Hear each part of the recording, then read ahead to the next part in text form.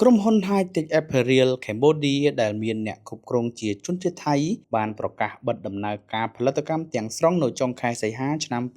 2026ដោយផ្ដល់ប្រាក់បំណាច់បញ្ចប់កិច្ចសន្យាដល់កម្មករនិយោជិតគណៈមន្ត្រីសិទ្ធិការងារនិយាយថានេះជារោងចក្រទី2នៅតំបន់សេដ្ឋកិច្ចពិសេសប៉ោយប៉ែតដែលបិទទ្វារចាប់តាំងពីចំនួនព្រំដែនកម្ពុជាថៃបានប៉ះពាល់ដល់ខ្សែសង្វាក់ផ្គត់ផ្គង់នៅក្នុងសេចក្តីជូនដំណឹងចុះថ្ងៃទី21ខែកក្កដាក្រុមហ៊ុនបានឲ្យដឹងថាខ្លួននឹងបញ្ចប់សកម្មភាពអាជីវកម្មនិងផលិតកម្មចាប់ពីថ្ងៃទី31ខែសីហាឆ្នាំ2026បន្ទាប់ពីកិច្ចប្រជុំដោះស្រាយជាមួយតំណាងសហជីពតំណាងកម្មករនិងមន្ត្រីនាយកដ្ឋានវិវាទការងារកាលពីថ្ងៃទី20ខែកក្កដាក្រុមហ៊ុនដែលមានទីតាំងនៅក្នុងតំបន់សេដ្ឋកិច្ចពិសេសប៉ោយប៉ែតអូនាងបានបញ្ជាក់ថាសហជីពនិងតំណាងកម្មករបានយល់ព្រមទទួលយកកញ្ចប់ប្រាក់បំណាច់បញ្ចប់កិច្ចសន្យាដែលរួមមានប្រាក់ឈ្នួលចុងក្រោយប្រាក់ជំនួសថ្ងៃឈប់សម្រាកប្រចាំឆ្នាំប្រាក់ជំនួសការជូនដំណឹងជាមុននិងប្រាក់អតីតភាពការងារក្រុមហ៊ុនក៏បាននិយាយថាកម្មការិនីដែលមានផ្ទៃពោះនឹងបន្តទទួលបានការបង់វិភាគទានបសសរហូតដល់ថ្ងៃសម្រាលនិងទទួលបានប្រាក់ឈ្នួល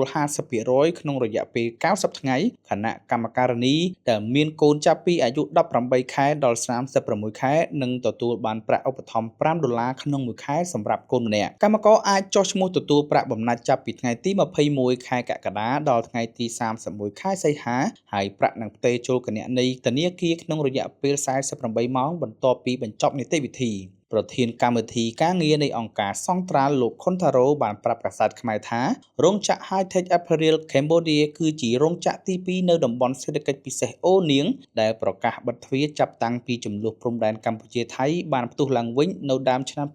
2026លោកថាមុននេះរោងចក្រ ML ដែលមានថៅកែជាជនជាតិតៃវ៉ាន់និងផលិតសម្រាប់ម៉ាកយីហោនៅប្រទេសហូឡង់ក៏បានបិទដំណើរការដោយប៉ះពាល់ដល់កម្មករប្រមាណ700នាក់ចំណែកក្រុមហ៊ុន High-Tech Apparel Cambodia ដែលផលិតសម្លៀកបំពាក់ឲ្យម៉ាកកីឡាអាមេរិក Nike មានកម្មករជាង2000នាក់សរុបទៅមានកម្មករជិត3000នាក់ដែលប្រឈមនឹងការបាត់បង់ការងារនិងការលំបាកផ្នែកចំណូលនិងជីវភាពរស់នៅខណៈការស្វែងរកការងារថ្មីក៏មិនងាយស្រួលដែរលោកខុនថារ៉ូនិយាយថាការបិទរោងចក្រទាំងពីរនេះមិនមែនបណ្ដាលមកពីកត្តាតែមួយនោះទេប៉ុន្តែទាក់ទងយ៉ាងខ្លាំងទៅនឹងការរំខានដល់ការដឹកជញ្ជូនវត្ថុធាតុដើមនិងការនាំចេញផលិតផលបន្ទាប់ពីការបិទច្រកព្រំដែនកម្ពុជាថៃលោកខុនថារ៉ូបន្ថែមថាច្រកទាំងនេះស្ថិតនៅជិតព្រំដែនហើយពឹងផ្អែកខ្លាំងដល់ការនាំចូលវត្ថុធាតុដើមនិងការនាំចេញទៅប្រទេសថៃនៅពេលការដឹកជញ្ជូនត្រូវបានពន្យាពេលនិងការចំណាយថ្លៃដើមកើនឡើងវានឹងប៉ះពាល់ដោយផ្ទាល់ដល់ការប្រកួតប្រជែងរបស់រោងចក្របញ្ហានេះគឺវានឹងអាចជះឥទ្ធិពលទៅដល់បណ្ដា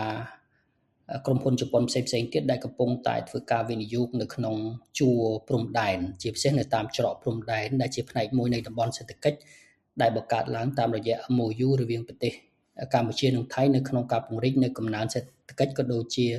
ការវិនិយោគនៅក្នុងខ្សែសង្វាក់ផលិតកម្មនាពេលកន្លងមកណាចំនួនព្រំដែនដែលនាំឲ្យមានការបិទច្រកព្រំដែនអស់រយៈពេលជាង1ឆ្នាំបានធ្វើឲ្យក្រុមហ៊ុនវិនិយោគជប៉ុនស្នើឲ្យកម្ពុជានិងថៃបើកច្រកព្រំដែនឡើងវិញដោយលើកឡើងថាការដឹកជញ្ជូនយឺតយ៉ាវនិងថ្លៃដើមកើនឡើងបានប៉ះពាល់ដល់ខ្សែសង្វាក់ផ្គត់ផ្គង់រដ្ឋាភិបាលបានអះអាងជាបន្តបន្ទាប់ថាការបិទព្រំដែនគឺជាការសម្រេចចិត្តជាឯកតោភាគីរបស់ភាគីថៃហើយបាននិយាយថាប្រសិនបើថៃបើកច្រកព្រំដែនឡើងវិញកម្ពុជានឹងបើកតាមក្រោយយោងតាមទិន្នន័យរបស់អគ្គនាយកគយនិងរដ្ឋកោកម្ពុជាទំហំពាណិជ្ជកម្មរវាងកម្ពុជានិងថៃក្នុងត្រីមាសទី1ឆ្នាំ